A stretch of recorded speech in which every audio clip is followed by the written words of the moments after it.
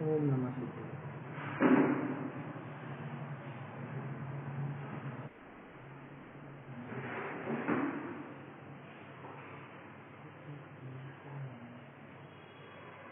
श्री जिन शासन गुरु नमो नाना विधि सुख का, आत्महित उपदेश दें करें मंगलाचार, करें मंगलाचार।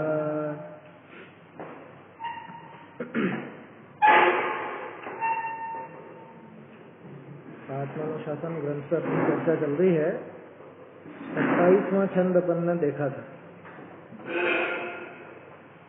उसमें स्पष्ट रूप से बात आई कि भाई सुख का अनुभव करने से, माने विषय सुख भोगने से कोई पाप या उसके कारण कोई दुख का कारण नहीं होता है, बल्कि जो धर्म का घात करने की प्रक्रिया है, जिसमें धर्म का घात हो, ऐसा काम किया जाए, उससे पाप बनता। धर्म का घात करके विषय सुख भोगे, वहां पे पाप बनता है, वो दुख का कारण है, वही दुख का मूल कारण। अब कल बढ़िया प्रश्न खड़ा हुआ था, क्या शिकार आदि कार्य प्रत्यक्ष दुख के कारण, इसी तो हेडिंग है इसकी। लेकिन सामने वाले ने तर्क क्या किया था कि आप जो इनको दुख का कारण कह रहे हो, हमें तो नहीं लगता है दुख के कारण, हमें तो सुख के कारण लगता है। ठीक है। दूसरी बात यह है कि ये जो कार्य हैं जिनके आप मना कर रहे हो, ये धर्म के समान है। क्यों है धर्म के समान? क्योंकि धर्म को आपने सुख का कारण बताया, हमें ये सुख के कारण लगते हैं। बात समझ में आ रही है? आपने क्या कहा, आचार्य ने क्या कहा कि धर्म सुख का कारण है, और ये क्या कह रहा है कि शिकार आदि खेलना, माने 5 इंद्रिय के विषय भोग आदि जो है, ये सुख के कारण है। तो ये धर्म जैसा ही होगा, माने धर्म और ये विषय भोग में कोई अंतर नहीं है, दोनों ही सुख के कारण हैं। इस हिसाब से दोनों उचित है। आप धर्म से सुख मानते हो, हम उससे सुख मानते हैं। ठीक है, ये तो उसका तर्क हुआ। अब इस तर्क से वो क्या सिद्ध करना चाह रहा है कि हमको इसमें सुख साक्षात लगता है, और धर्म तो करके देखा किसने, तो उसमें सुख होगा, ये सिद्ध कैसे करेंगे? बात समझ में आ रही है? धर्म से सुख सिद्ध होता दिखता नहीं है, क्योंकि हमने वो करके नहीं देखा। हमने तो विषय भोग भोग के देखा और उसमें हमको सुख लगता है। तो फिर यही ठीक है, आप इसकी मना क्यों करते हो? इसमें सुख भोगने दो ना। ये इस तर्क का आशय है। क्या कहा था, यहाँ कोई तर्क करता है शिकार खेलना आदि हिंसा रूप कार्य भी धर्म के समान सुख के कारण प्रसिद्ध है। प्रसिद्ध है का क्या मतलब? फेमस। प्रसिद्ध माने फेमस नहीं होता, प्रसिद्ध माने जो अच्छी तरह से सिद्ध किया जा सके। वो जो अच्छी तरह से सिद्ध हो जाता है वही फेमस भी हो जाता है बाद में। तो प्रसिद्ध शब्द का जो अर्थ है वो फेमस नहीं है। प्रसिद्ध का अर्थ तो होता है भली प्रकार से सिद्ध किया जा सके। जिस प्रकार धर्म से सुख उत्पन्न होता है। किसी का ऑडियो चालू है, ऑडियो बंद कर लीजिए।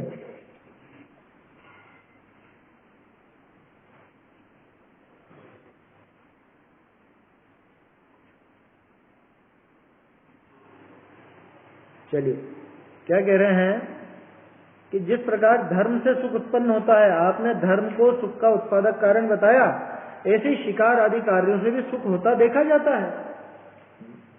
शिकार आदि आदि लगाया, माने एक तरह से सबसे घिनौना पाप जिसको कह सके वो कह दिया, बाकी सब शामिल कर लेना।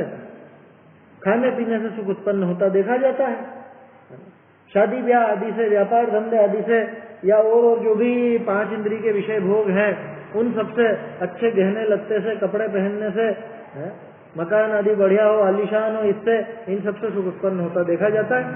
माने संसार का जो भी कार्य हम करते हैं 5 इंद्रिय का विषय भोग, उन सबसे सुख उत्पन्न होता देखा जाता है। इसलिए धर्म के घातक आरंभ से पाप की उत्पत्ति क्यों कहते हैं? मतलब कहां से कहां से करिए उसने बात।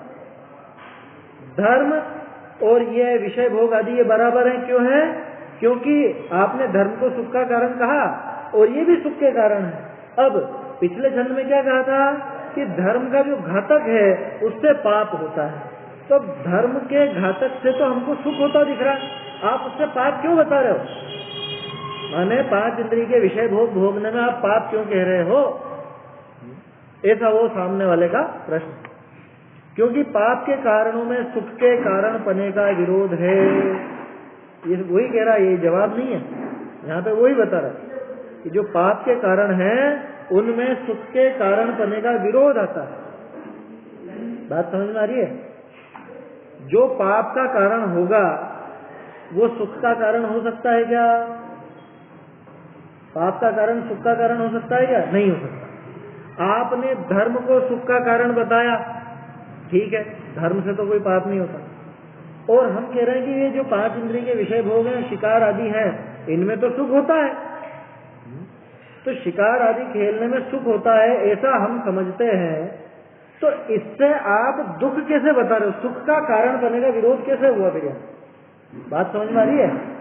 भाई आप इनसे पाप बता रहे हो, आप इनसे सुख का कारण बनेगा विरोध बता रहे हो, जबकि हमको तो साफ साफ नजर आ रहा है कि ये सुख के कारण है। खाना खाने में सुख लगता है या नहीं? शादी ब्याह में, पार्टी में, इनमें सुख लगता है या नहीं? नहीं लगता?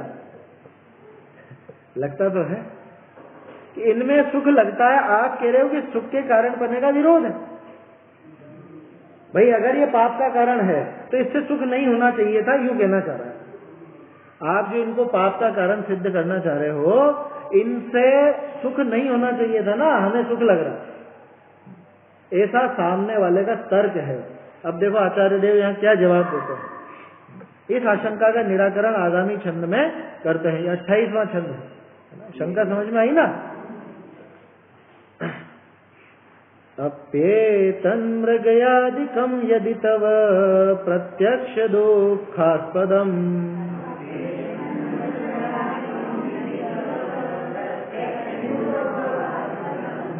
पापैराचरितं पुरातिभयदं सौख्याय संकल्पतः।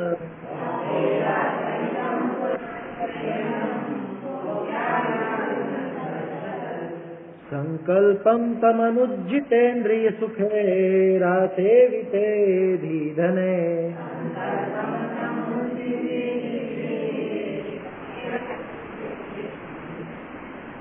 धर्मे कर्मणि किं करोति न भवान् लोकद्वय श्रेयसी।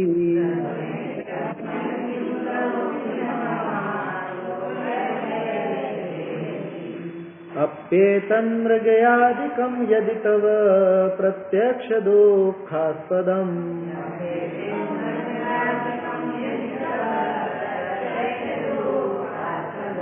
पापैराचरितं पुरातिभयदं सौख्याय संकल्पतः।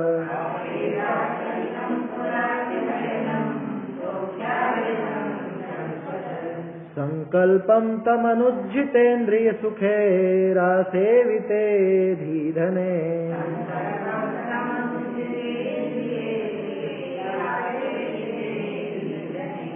धर्मे कर्मणि किं करोति न भवान् लोकद्वय श्रेयसी।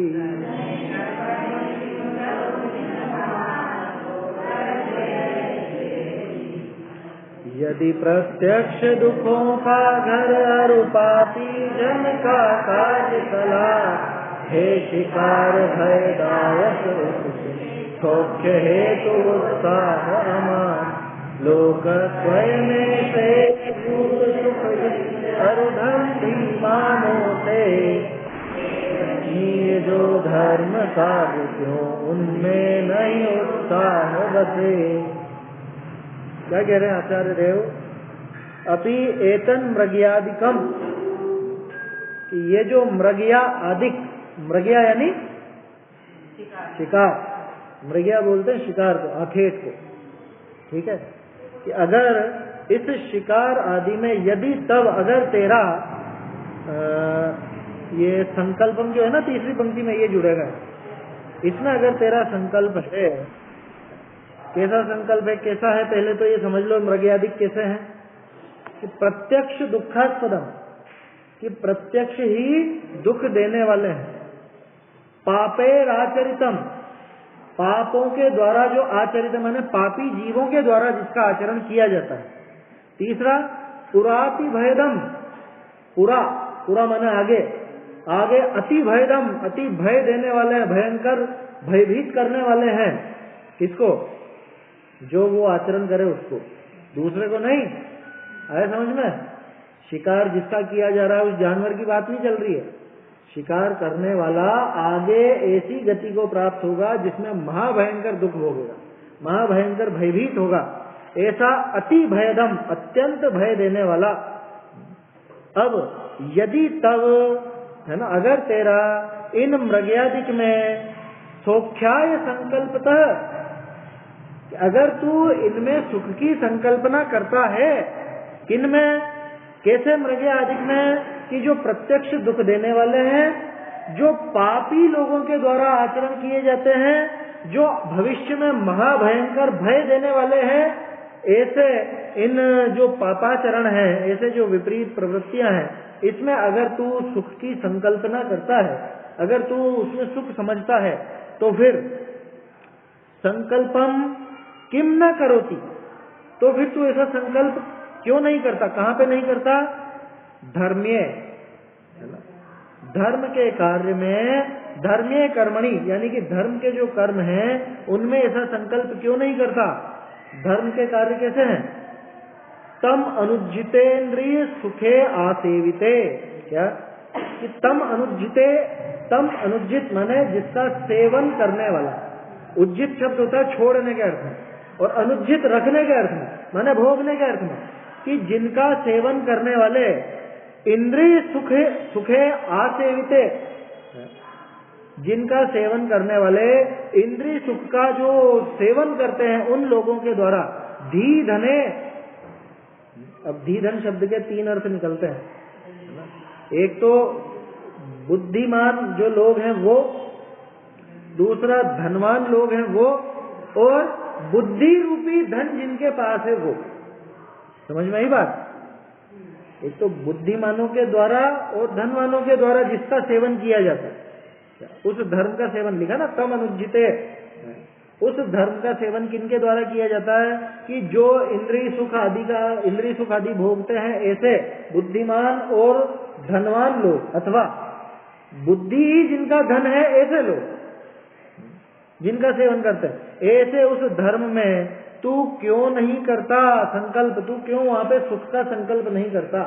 सौख्याय संकल्पता आया था ना, कि तू ये जो मृग्या आदि हैं, आखेट आदि हैं, इनमें जब तू सुख की संकल्पना कर लेता है, इनमें सुख ढूंढता है, इनमें सुख को खोजता है, तो तू इसमें क्यों नहीं खोजता?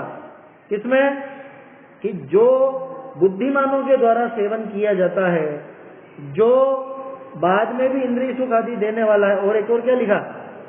लोकद्वय श्रेयसी, दोनों लोकों में, दोनों लोक कौन से हो गए?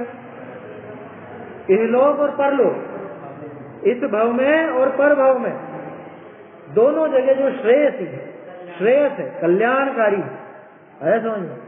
जो दोनों भवों में कल्याण करने वाला है, ऐसे उस धर्म में तू सुख की कल्पना क्यों नहीं करता? बात समझ में आ रही है? ये उलाहना दिया आचार्य ने कि तू वो आखेट आदि जो कैसा है, प्रत्यक्ष दुख देने वाला है। दूसरी बात, नीच लोगों के द्वारा जो सेवन किया जाता है, माने तुझे उनका आचरण पसंद है?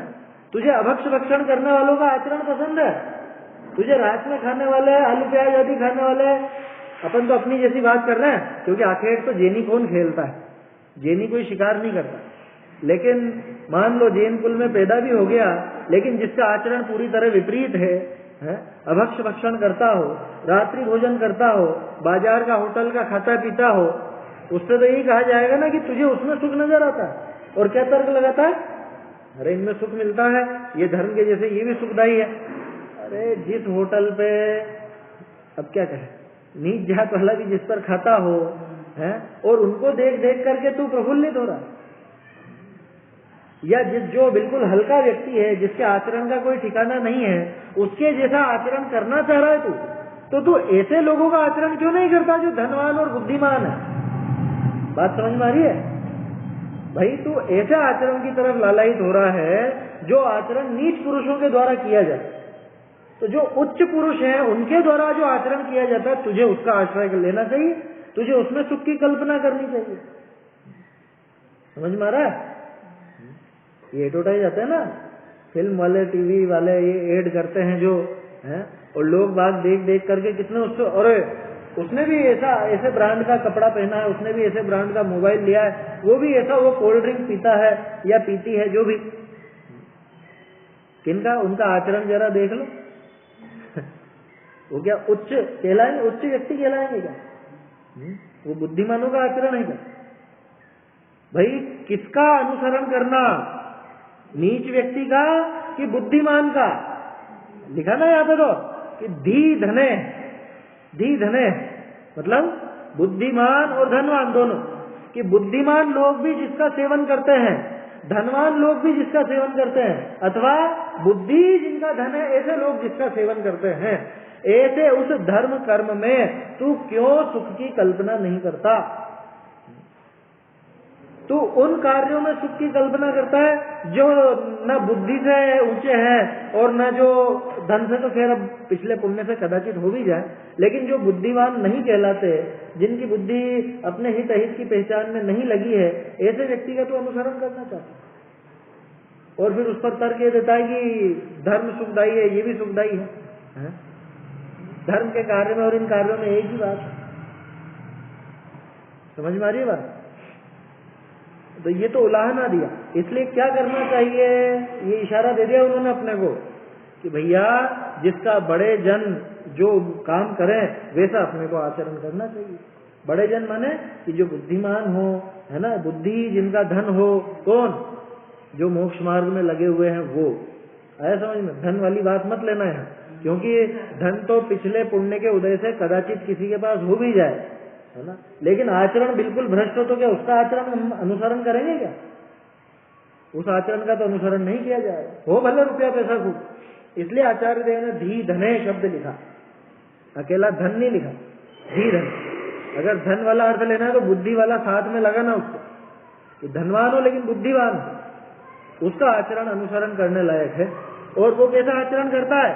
तम अनुज्जित इंद्रिय सुखे आसेविते, कि वो इस धर्म का आचरण कैसा, वो इस धर्म का आचरण हमेशा करता है, इसका सेवन करता है, इसे इसलिए हमें भी इस धर्म के कार्यों का, धर्म कर्म का आचरण करना चाहिए, इसमें ही सुख की कल्पना करनी चाहिए। ये इसका सामान्य लिखा ना, सेवनी जो धर्म कार्य, क्यों उनमें नहीं उत्साह बसे, तुझे उनमें उत्साह क्यों नहीं होता?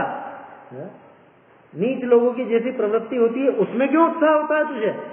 दूसरों को देख देख करके खोटा काम करने का उत्साह क्यों?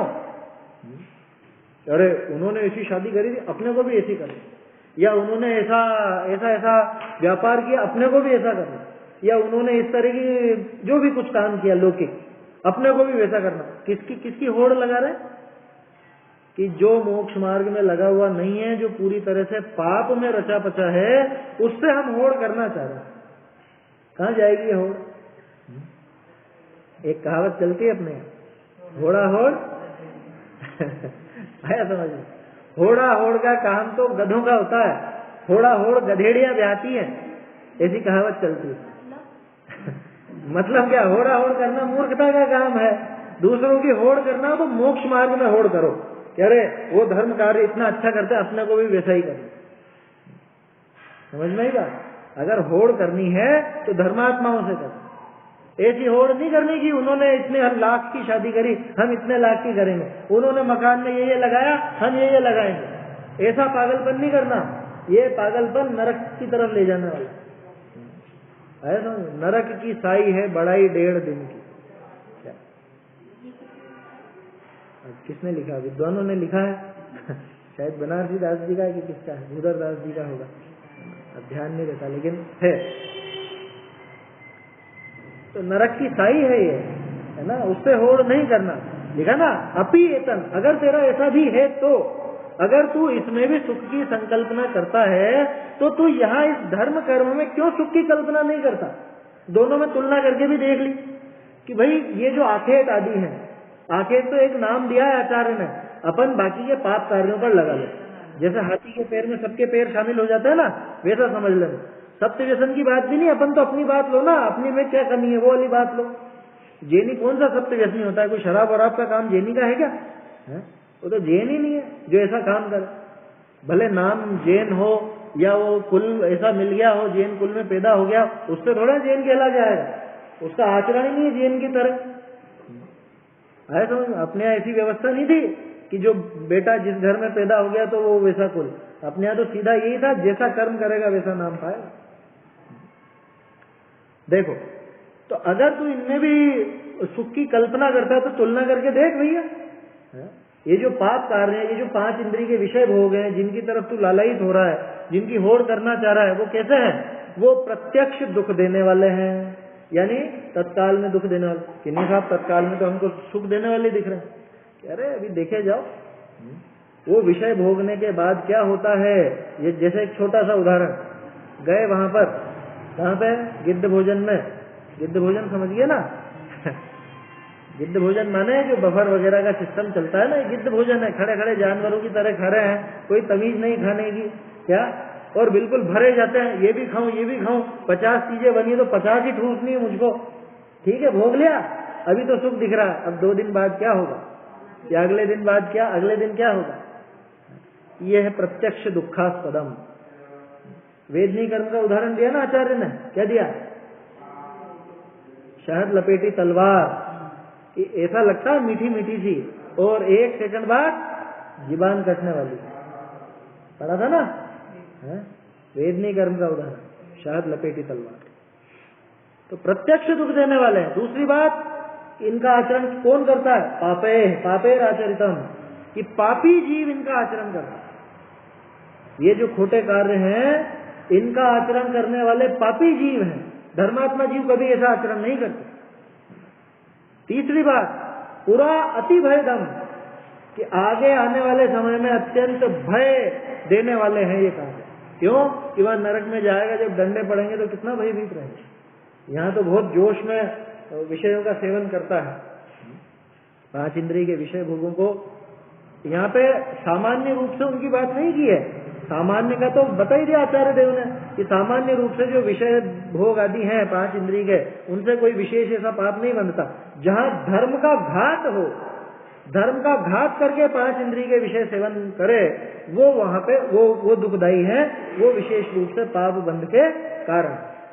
तो यहाँ उन्हीं की बात कर रहे हैं, क्योंकि आचार्य देव ने देख लिया था कि ये छोड़ने वाला नहीं है अभी, इसलिए इसको इसके लायक ही रास्ता बताओ कि तुझे खाने का शौक है, तू जी भर के खा, कोई दिक्कत नहीं है, लेकिन अभक्ष्य मत खा, रात में मत खा। ऐसा सीधा सीधा उपदेश है। खाने की मना नहीं, दिन भर खाओ ना, 10 बार खाओ, कोई मना थोड़े कर रहा, लेकिन भक्ष्य अभक्ष्य नहीं, क्या? रात में नहीं, दिन में।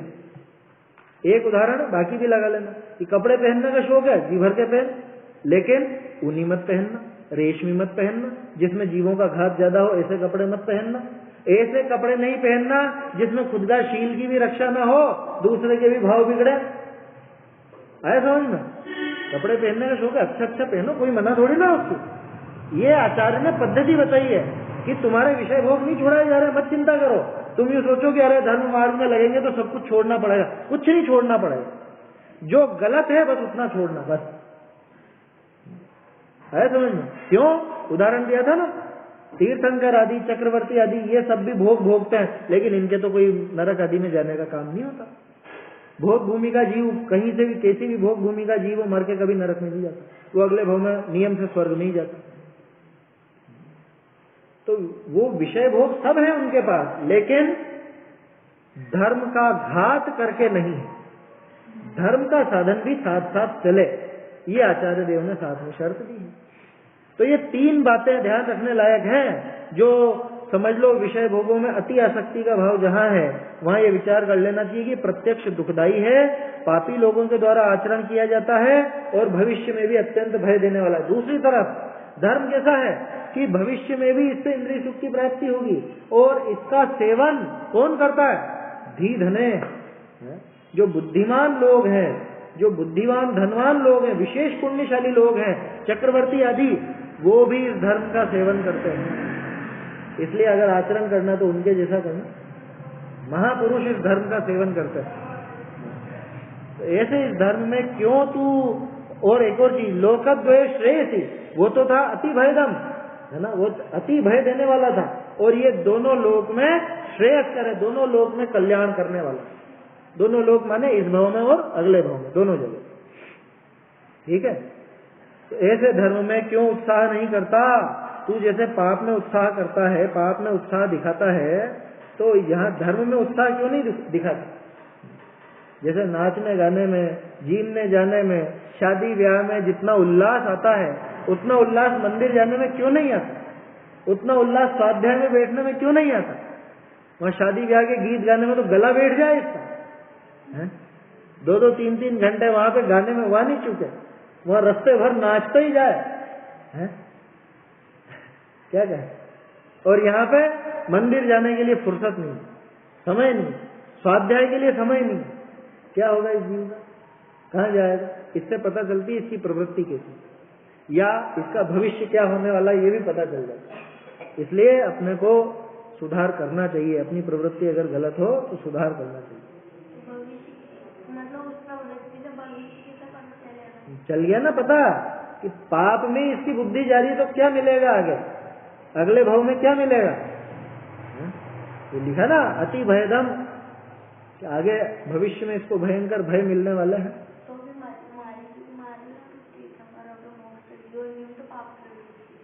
कौन? तो मारीची कब गए मोक्ष? है? एक कोड़ा कोड़ी सागर में कितना समय होता? अनंत काल, अनंत काल तक तो दुख उठाना पड़ा ना। वो जो मारीची के भव में जो पाप किया था, उसका दुख कितना भयंकर, समझ में आ रही है बात? मोक्ष चले गए, मोक्ष कब गए? अनंत काल बाद गए। हाँ, ये तो एक कोड़ा कोड़ी सागर है, समझ में आई बात? कोई अगले भाव में चला गया क्या मोक्ष? नहीं गया। चलो अर्थ देखते हैं इसका। जो यह शिकार आदि कार्य है सो प्रत्यक्ष दुख का ठिकाना है। बहुरी पापी जीवनी करी आचर्या हुआ है, बहुरी आगे नरकादि विषय बहुत भय का दाता है ना? ये तो बता दी उसकी विशेषता। ऐसा है तो भी तेरे संकल्प जो मन का उल्लास ताते सुख के अर्थी हो। क्या कि तो भी तू तेरे मन से इसको सुख का कारण समझता है, तू सोचता है कि ये जो शिकार आदि है ये मेरे लिए सुख के कारक होंगे, सुख देने वाले होंगे। इस संकल्प को तू धर्म कार्य विषय क्यों न करे? तू ऐसा संकल्प धर्म कार्य में क्यों नहीं करता? क्यों? कैसा है धर्म कार्य? कि मिले हैं इंद्रिय सुख जिनको, ऐसे बुद्धि धन संयुक्त जीव तिन करी सेवनीक है। क्या कि जिनको बुद्धि और धन मिले हैं, ऐसे भव्य जीवों के द्वारा इस धर्म का सेवन किया जाता है, और इस लोक परलोक विषय कल्याणकारी है। इस भव में और पर भव में दोनों में कल्याण करने वाला है, सुख देने वाला है। नहीं देखा क्या पुराणों में कितने किस्से पढ़ने को मिले, लगातार कंटिन्यू। क्या बने? अगले भाव में देव बने, देव से फिर वापस मनुष्य बन गए, देव बन गए, मनुष्य बन गए, देव बन गए, मनुष्य बन गए, हैं? कभी भोग भूमि में, कभी कहाँ कभी कहाँ, सुखी सुख, कभी दुखी नहीं। गजब हो गया। धर्म का आचरण करने वालों के ऐसा होता है। अभी आगे के छंदों में आएगा, है ना? मेरे ख्याल से शायद 2-1 छंद बाद आएगा। हाँ, 3 छंद बाद 31वें छंद में क्या आएगा कि पूरी दुनिया को जो दुख के कारण होते हैं, वो भी ऐसे जीवों को सुख के कारण हो जाते हैं। कैसे? उदाहरण देख लो ना, प्रद्युम्न कुमार का है, मारने की कोशिश करी, धन्य कुमार का, उनको मारने की कोशिश करी, जहां जहां मारने की कोशिश करी वहां पे उल्टा और धन संपदा मिल गई, खजाना मिल गया, शादी ब्याह हो गए। जीवनधर कुमार का बहुत से किस्से हैं। हाँ, यक्षेंद्र सेवक हो गया। वहां पे वो उनको गुफा में भेजा कि यहाँ पे अच्छा मर जाएगा ये, और वहां गुफा में उनको तो मणि रत्न वगैरह सबकी प्राप्ति हुई। किसको? अरे नाम नहीं पूछ रहा हूँ, कैसे जीव को धर्म मार्ग में लगे हुए है, समझ। इसलिए जितना उल्लास बाहर के कार्यों में है उतना उल्लास यहाँ धर्म के कार्यों में रहना चाहिए, उतना उल्लास यहाँ धर्म के कार्यों में लगना चाहिए। देखो क्या कह रहे हैं, ऐसा है तो भी तेरे संकल्प जो मन का उल्लास ताते सुख के अर्थी हो है, तिस संकल्प को तू धर्म कार्य विषय क्यों न करे है। कैसा है धर्म कार्य कि मिले हैं इंद्रिय सुख जिनको, ऐसे बुद्धि धन संयुक्त जीव तिन करी सेवनीक है, उनके द्वारा सेवन किया जाता है।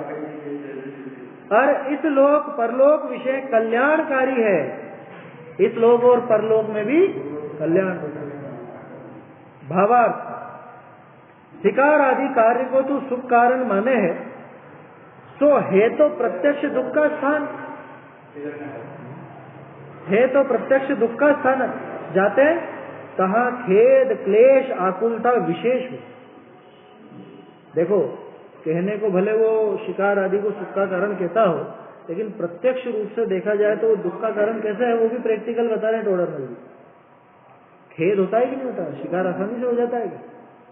शिकार माने सामने वाले की जान लेना, और जिसकी जान ली जाएगी वो ऐसे ही जान दे देगा, वो बचने का पूरा प्रयास करता है।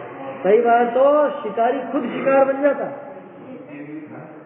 और जिसका शिकार करने जाए वही पलट के उस पर वार करता, वो मर जाता। होता है, कितनी बार होता है ये डिस्कवरी वगैरह पे, और इन पे तो खूब आते हैं इस तरह के किस्से।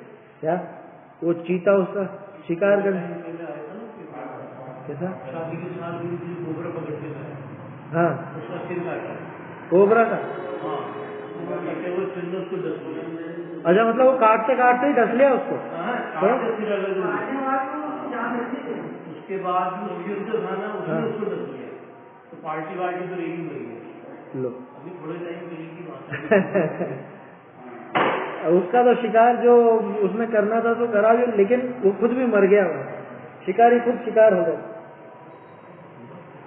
कितनी बार होता है ऐसा, ये पहले होता था, वो राजा शिकार करने गया और वहीं पे जिसका शिकार कर रहा था, मान लो जंगली सुअर है या कुछ भी है, वो पलट के उसी की तरफ दौड़ के आया, उसके दांत घुसा दिए, सींग घुसा दिए। हाँ अच्छा, बताओ वो चलाई हुई गोली खुद पे आकर के लग गई, तो खेद है, कष्ट है, स्पष्ट नजर आता है, कोई बड़ी बात नहीं है इसमें, है ना। माने प्रसिद्ध है उदाहरण, इसको सिद्ध करने की आवश्यकता नहीं है। क्या कहा, शिकार आदि कार्य को तो सुख का कारण माने सो है तो प्रत्यक्ष दुख का स्थान है।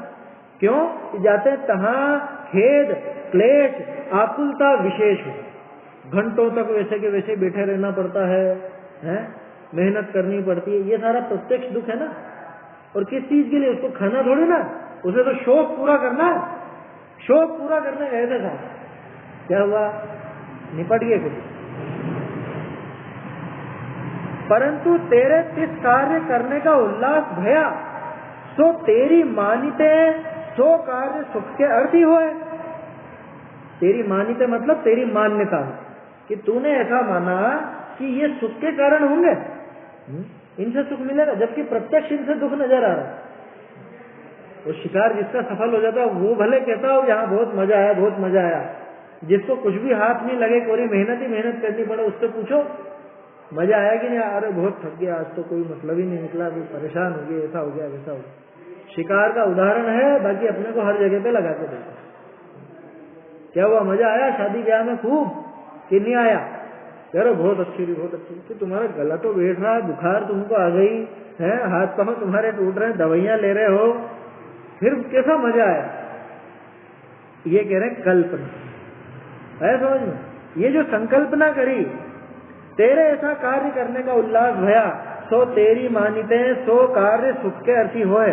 बहुरी जो दुख का स्थानक ही तेरी मानिते सुख के अर्थ भया, माने तेरी मान्यता में दुख का स्थान ही जब सुख का कारण हुआ, और जो खेद क्लेश आकुलता घटने थे प्रत्यक्ष सुख का स्थानक धर्म कार्य, तिस विषय तैसी मानी करी, तो सुख के अर्थी कैसे ना होई।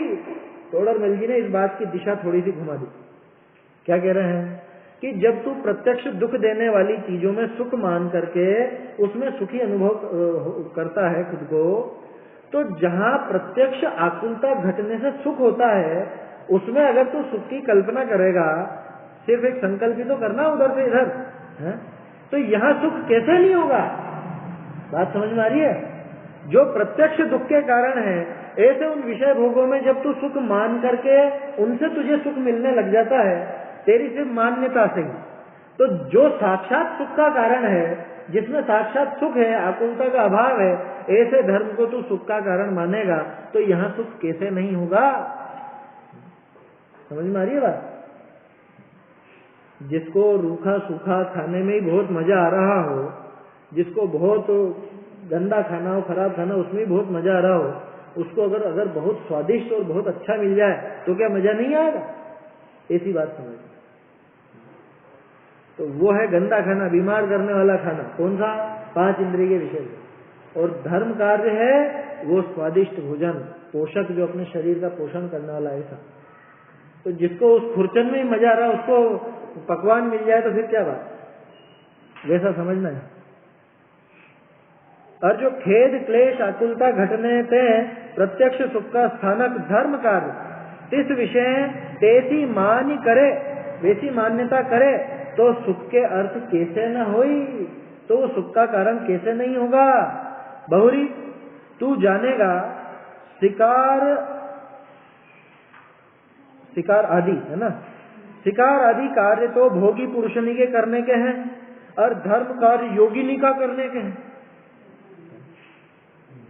कह रहे साहब ये तो योगियों की बातें हैं, ये तो बड़े बड़े धर्मात्मा और उनकी जो घर छोड़ देते हैं उनकी बातें हैं, सन्यासियों की बातें हैं।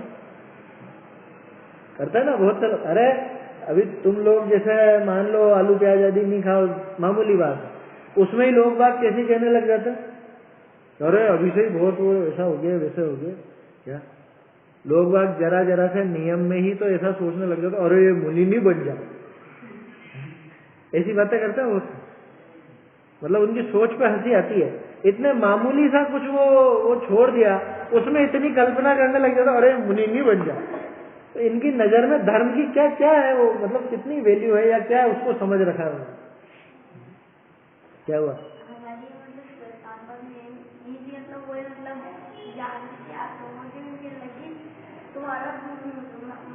तुम्हारा मम्मी पापा तो बिल्कुल महाराज है।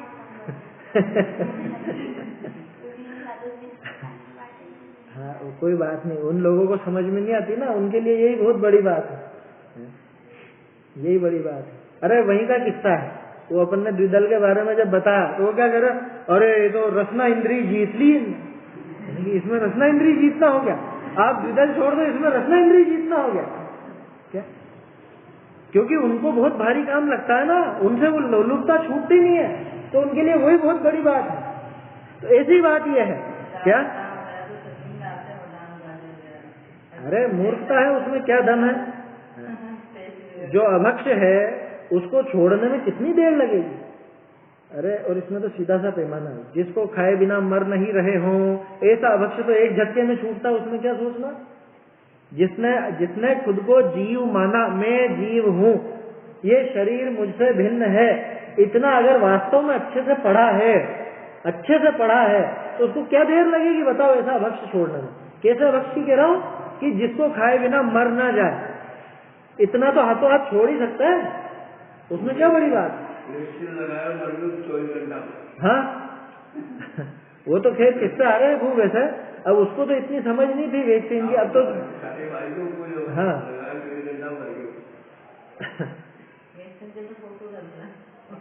वो सब पागलपन है, उसमें क्या दम है। देखो क्या कह रहे हैं,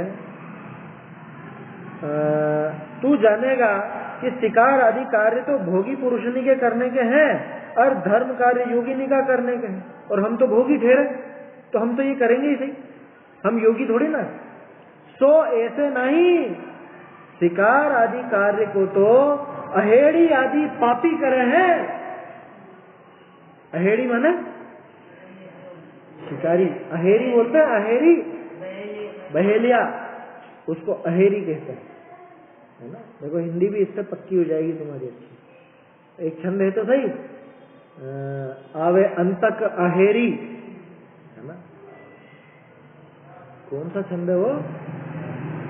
काहे की कुशल है, ऐसी दशा माही मित्र काहे की कुशल है, ये वाले छंद में आवे अंतक अहेरी। अंतक यानी मृत्यु, मृत्यु रूपी शिकारी तो नजदीक आता जा रहा है।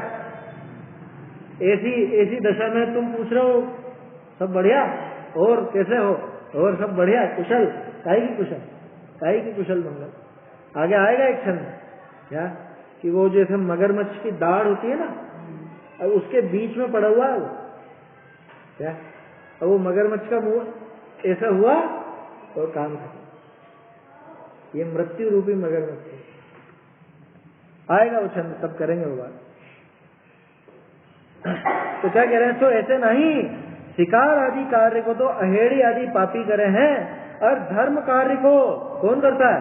चक्रवर्ती आदि महाभोगी सो आदरे हैं।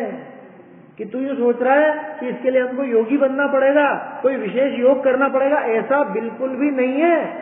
चक्रवर्ती आदि तो महाभोगी है ना, वो इसका आचरण करते हैं, धर्म का आचरण। इसलिए तू उनसे प्रेरणा लेकर के धर्म के आचरण में लग। और तू जो शिकार आदि की तरफ लालयित हो रहा है, वो कौन करता? वो तो ये बहेली आदि जो नीच कर्म करने वाले लोग हैं वो करते हैं। उनके जैसा मत बन, उनका अनुसरण मत कर। अनुसरण करना है तो चक्रवर्तियों का अनुसरण कर। सभी चक्रवर्ती जैन होते हैं, पता है? सब जैन होते हैं। पिछले भव में मुनि होते हैं। ये 63 शलाका पुरुष जितने भी होते हैं, नियम से पिछले भव में मुनिपना धारण कर चुके होते हैं। हाँ, सम्यक दृष्टि जीव के ये सब बनती है। वो अलग बात है, बाद में छूट जाए, बाद में छूट जाता है। नारायण प्रति नारायण बनने वाले के तत्काल उस भव में छूटे, चाहे अगले भव में फिर हो जाए, फिर छूट जाए, लेकिन छूट जाता है। लेकिन पहले हो चुका होता है, तब जाकर के वो सारा भोग मिलता है, सारा का सारा वो विषय आदि, सारे विषय भोग, वो राज्य, वो सब तब मिलता है। धर्मात्मा जीवों को मिलता है, और वो जानते हैं किस वजह से मिला है, इसलिए वो धर्म का सेवन नहीं छोड़ते, धर्म की शरण में जाते हैं। आया समझ? और धर्म कार्य को तो चक्रवर्ती आदि महाभोगी सो आदरे हैं। बहुरी आगामी भला जाते होई, तिस दुख विषय भी सुख मानिए, सो शिकार आदि कार्य तो नरकादिक दुख को कारण है। क्या कह रहे हैं? आगामी भला जाते होई, भविष्य में जिससे भला हो, भविष्य में मुझको जिससे भला होने वाला हो मेरा, ऐसे दुख में भी सुख मान सकते हैं, कहा जा सकता है। जैसे तत्काल में धर्म का सेवन ऐसा दुखदाई लगता हो किसी को, लेकिन पता चल जाए कि भविष्य में इससे सुखी सुख मिलने वाला है, तो वो उसमें दुख की कल्पना नहीं करता, उसको सुख का ही कारण मानता। तो शिकार आदि कार्य ये कैसे हैं?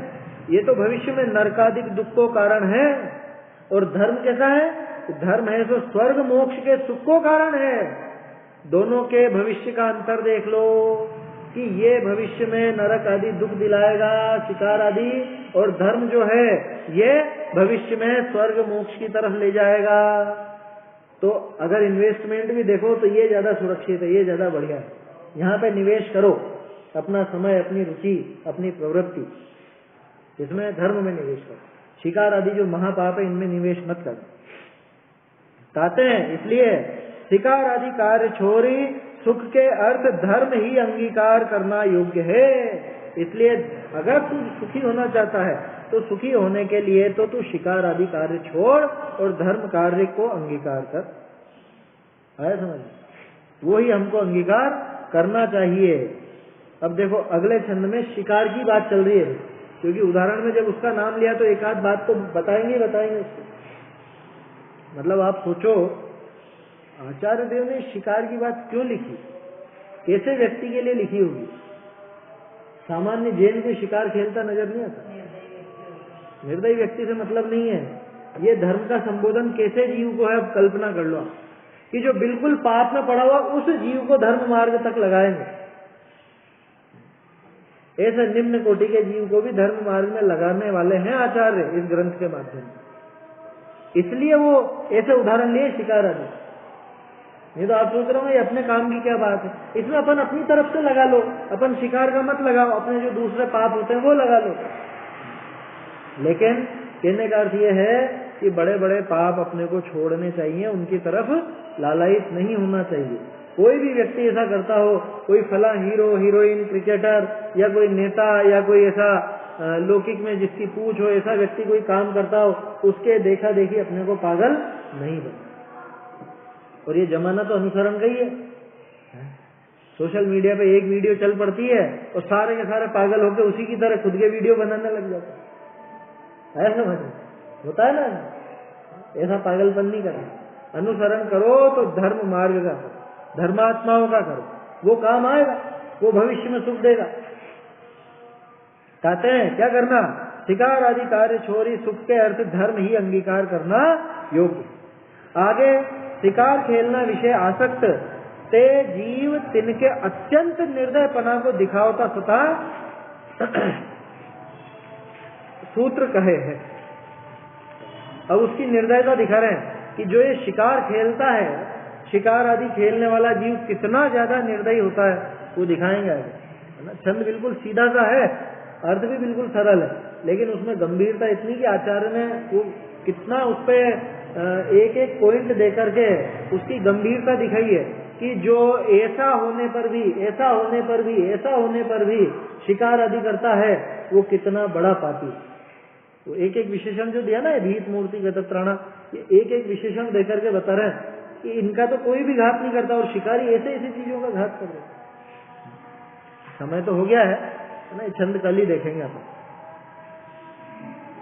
हाँ, एक चीज और है, आज आदरणीय अन्ना जी ब्रह्मचारी यशपाल जी का आज दिन में देहांत हो गया। वैसे यूं तो स्वस्थ थे, लेकिन सुबह सुबह अटैक आया था उनको। सुबह अटैक आया और फिर उसके बाद इलाज हुआ। उसके बाद का भी एक वीडियो आया था जिसमें बहुत स्वस्थ और प्रसन्न नजर आ रहे थे, लेकिन दिन में 3:30 बजे सूचना आई कि भाई गुजर गया। अन्ना जी का वास्तव में देखा जाए तो बहुत उपकार है बहुत लोगों का। ये जो आजकल जो याद करने की प्रवृत्ति चली है ना ग्रंथों को, कंठ पाठ की प्रेरणा उन्होंने देना शुरू, वो इनाम देते थे कि तुम याद करो और सुनाओ। तो नंबर से जो लड़के याद करना सीखे, ये सब अन्ना जी की देन। हम लोगों ने भी जितना कुछ उस समय याद किया या आगे भी याद करने की जो टेक्निक एक विकसित हुई, किस तरह से याद किया जाता है, याद रखा जाता है, इसमें अन्ना जी का बहुत बड़ा योगदान है। दूसरा, गुणस्थान आदि की जो कक्षाएं चलती थी, गुणस्थान को सामान्य जन का विषय बनाने का श्रेय इस युग में अगर किसी को है तो अन्ना जी को। इसके पहले गुणस्थान के नाम से ऐसा लगता था कोई बड़ी भारी बात होगी, और अब जगह जगह आराम से गुणस्थान की चर्चा चलती। स्वाध्याय सभाओं का विषय बन गया गुणस्थान, सरल ढंग से समझाया और सरलतम वो पुस्तक लिख दी, गुणस्थान विवेचन।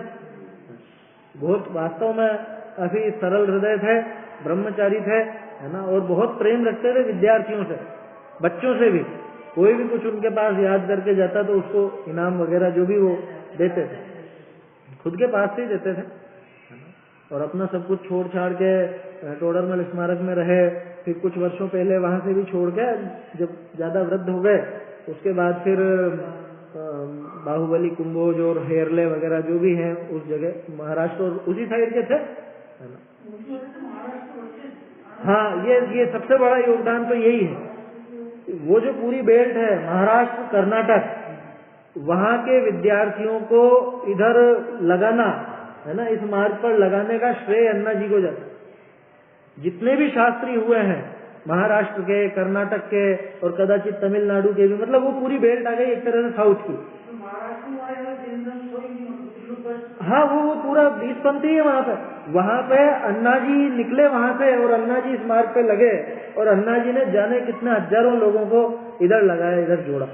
जाने कितने विद्यार्थी उनकी प्रेरणा से शास्त्री करी उन लोगों ने।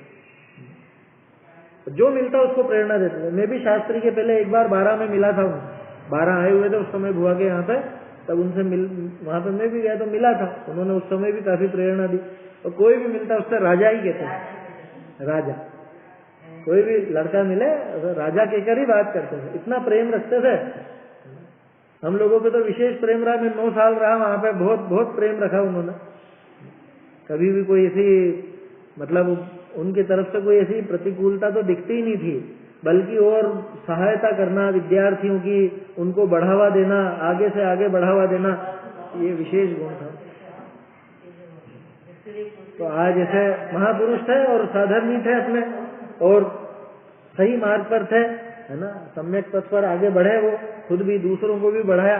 तो निश्चित रूप से वो तो शांत परिणाम पूर्वक ही उनका देहांत हुआ है, तो अच्छी गति हुई होगी, आगे भी वो मोक्ष मार्ग में आगे बढ़े और मोक्ष को प्राप्त करें, ऐसी अपने सबको भावना भानी चाहिए, है ना, और उनके जीवन से प्रेरणा लेनी चाहिए। वास्तव में एक और चीज, उनका एक और प्रेरणा रहती थी कि भैया ब्रह्मचर्य लो। आगे कोई विवाह आदि करने जाता तो उसको समझाते थे, हमको भी समझाया था, ऐसा समझना।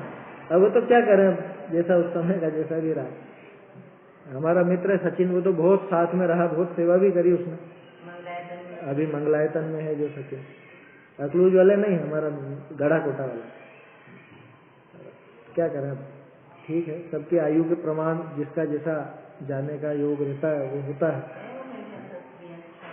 उनकी उम्र थी लगभग, छोटे दादा से बड़े थे वो और बड़े दादा से छोटे थे। बड़े दादा का जन्म 32 था, तो 87-88 के करीब थे वो।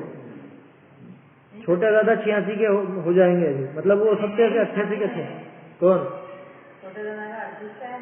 35 का जन्म, सन 35 का जन्म छोटे दादा का, बड़े दादा का 32 का, और इन दोनों के बीच में अन्ना जी का था। माने 87-88 साल में तो कोई दिक्कत नहीं है, ठीक है, अच्छी आयु पाई वैसे उन्होंने, और खुद का काम भी किया, खुद का कल्याण निश्चित रूप से वो तो करा ही है उन्होंने। अपने को भी उनके जीवन से प्रेरणा लेनी चाहिए।